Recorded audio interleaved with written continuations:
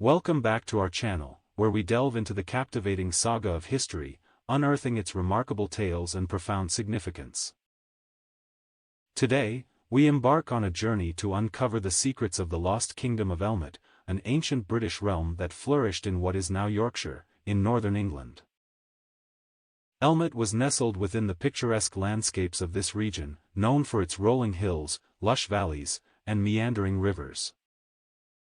Its heartland stretched between the rivers Ayr and Wharfe, encompassing areas that are recognized today as Leeds, Wakefield, and their surroundings. This strategic location offered natural defenses, with hilly terrains and dense forests serving as a barrier against external threats. Elmet's geographical placement within ancient Britain played a pivotal role in shaping its history and interactions with neighboring kingdoms. Elmet traces its origins back to the pre-Roman era. The name Elmet is believed to have Celtic roots, possibly derived from the word el-, meaning swan or watercourse. Located in what is now the modern-day region of West Yorkshire in England, Elmet was nestled between the Pennines to the west and the River Humber to the east. It encompassed a diverse landscape of woodlands, marshes, and fertile valleys, making it an attractive settlement for early inhabitants. The formation of Elmet as a distinct kingdom can be attributed to a combination of Celtic migration and the shifting power dynamics in ancient Britain. The Celtic Brigantes, who occupied the region before the Roman conquest, likely played a significant role in the kingdom's establishment. Elmet emerged as a separate political entity, distinct from the Brigantian realm, and became a semi-autonomous kingdom under its own rulers. The precise timeline of Elmet's formation is elusive due to limited historical records. However, it is believed to have solidified as a kingdom during the early post-Roman period, around the 5th or 6th century CE. This period witnessed the gradual retreat of Roman influence and the subsequent emergence of independent British kingdoms. Elmet's distinct identity may have been further reinforced by its geographical isolation and the rise of local dynasties. The Kingdom of Elmet was primarily inhabited by Britons, a Celtic people, who would have spoken a variation of the Brythonic language. These Britons, often referred to as Elmetians, maintained a semi-agricultural lifestyle, relying on farming, animal husbandry, and natural resources available in the region. The formation of Elmet as a kingdom reflects the dynamic nature of ancient British society during the post-Roman era. The consolidation of power by local rulers and the development of distinct political entities like Elmet laid the groundwork for the diverse patchwork of kingdoms that would eventually shape the landscape of medieval Britain. Understanding the origins and formation of Elmet provides valuable insights into the intricate tapestry of ancient British history and the complex interplay between Celtic, Roman, and Anglo-Saxon influences. Now, let's discuss the rulers and their dynasties in Elmet. Unfortunately, due to the lack of written records, our knowledge of specific rulers is limited. However, it is believed that Elmet was ruled by a series of local kings who held power over the territory. These kings belonged to the ruling dynasty of Elmet and likely passed down their authority from one generation to the next. Elmet's society was likely organized into a hierarchical structure, with the king at the top, followed by a noble class, and the general population comprising farmers, craftsmen, and other laborers. As an agricultural society, farming would have been a crucial occupation for the majority of Elmet's inhabitants. The kingdom's landscape, characterized by woodlands, rivers, and fertile valleys, provided favorable conditions for farming and trade. While the specifics of Elmetic society are mostly lost to time, we can draw some insights from archaeological discoveries. Excavations have revealed evidence of small-scale metalworking and pottery production, suggesting a skilled artisan class within Elmet. The availability of resources, such as timber and iron, likely contributed to the development of craftsmanship in the region. Religious practices also played an important role in Elmetic society.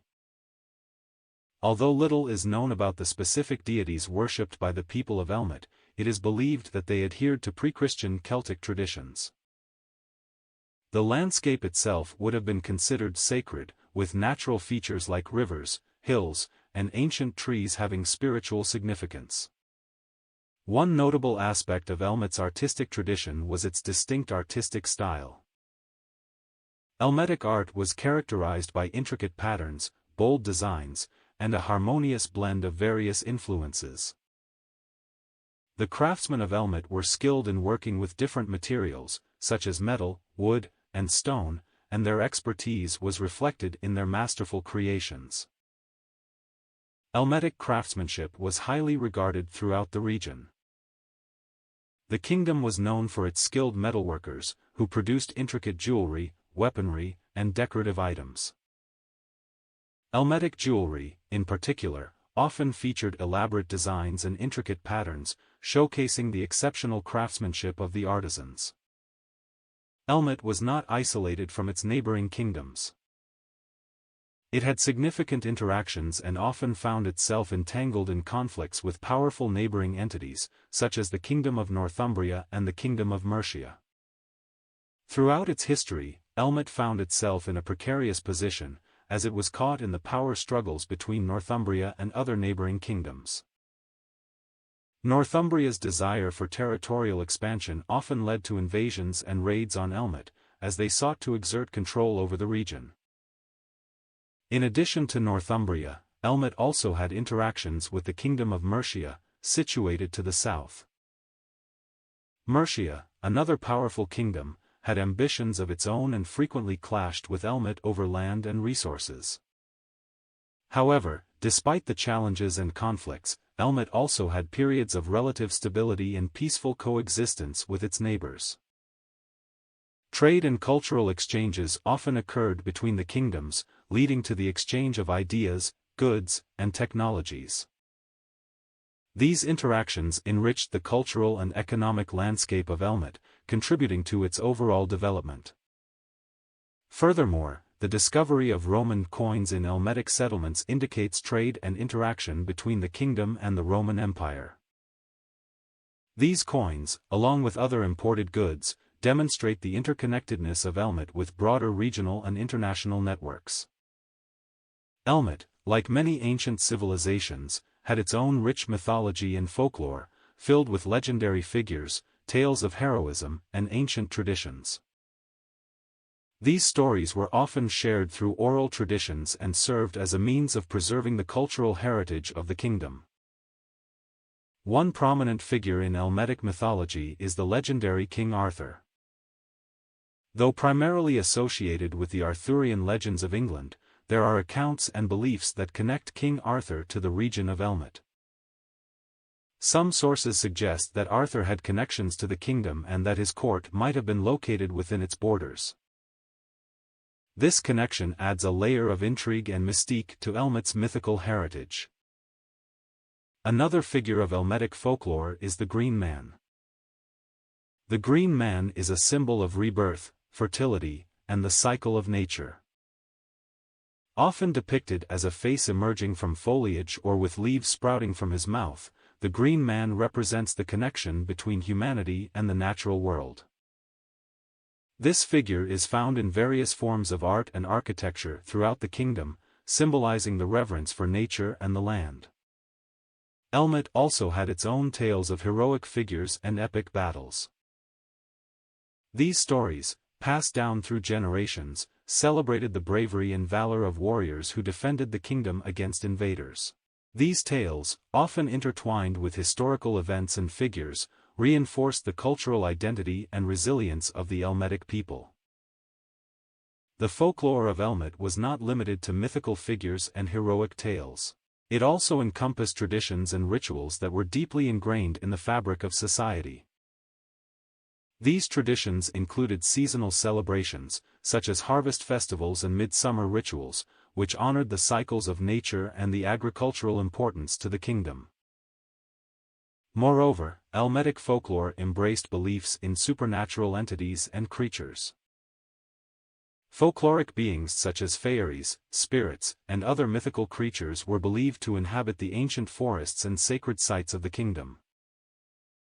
These mystical beings added an air of enchantment and wonder to Elmetic folklore, further connecting the people to their natural surroundings. In the Lost Kingdom of Elmet, governance and administration were integral to the functioning of the ancient society. The political structure revolved around a monarchy, with the kings or queens of Elmet serving as the ultimate authority. These rulers held the responsibility of making crucial decisions that impacted the governance, administration, and well-being of their subjects. Within Elmet, a noble class emerged, consisting of individuals who enjoyed privileges and held positions of power and influence.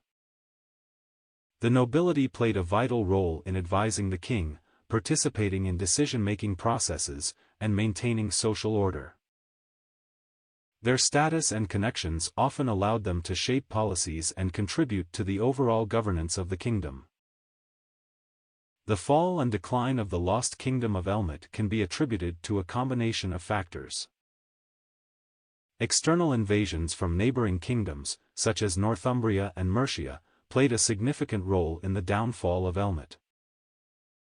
These powerful and expanding forces exerted pressure on Elmet's sovereignty and engaged in military conflicts that gradually weakened the kingdom's ability to defend itself. Internal conflicts within Elmet also contributed to its decline. Rivalries among the nobility, power struggles, and disputes over succession created divisions within the kingdom, making it more vulnerable to external threats. These internal tensions further hampered Elmet's capacity to resist or negotiate with the neighboring kingdoms that sought to expand their territories. The limited historical records about Elmet make it challenging to reconstruct the precise details of its fall. The lack of first-hand accounts or comprehensive historical documentation leaves gaps in our understanding of this critical period in Elmet's history. However, despite its decline, Elmet's legacy and influence endured. Elements of its culture, language, and traditions may have permeated the subsequent kingdoms in the region, contributing to the broader historical and cultural tapestry of ancient Britain. In conclusion, the fall and decline of the Lost Kingdom of Elmet were mainly the result of external invasions and internal conflicts. While the exact circumstances and events may remain elusive, Elmet's impact on the region's history is undeniable. It serves as a reminder of the complexities and ever-changing dynamics of ancient kingdoms and their lasting legacies.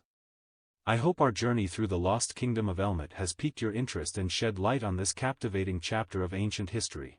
As we bid farewell to Elmet, let us carry the lessons and legacies of the past with us, igniting a curiosity that fuels further exploration. Thank you for joining us, and until our next adventure, stay curious and keep delving into the captivating stories of our world's past.